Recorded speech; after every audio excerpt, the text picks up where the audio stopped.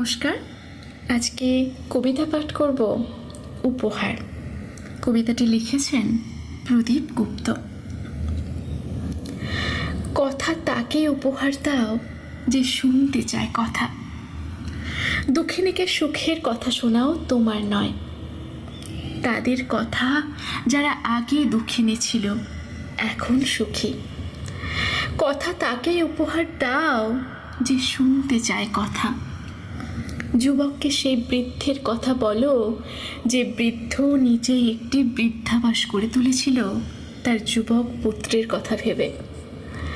কথা তাকেই উপহার দাও যে শুনতে চায় কথা।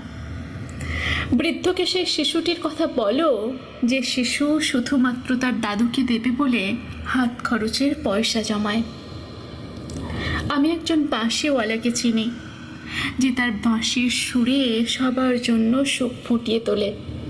তার বাঁশির সুরে আকাশে গোল চাঁদ ওঠে, বাগানে ফুটে ওঠে প্রেমিক গোলাপ, আর মানুষের মুখে সুখের হাসি।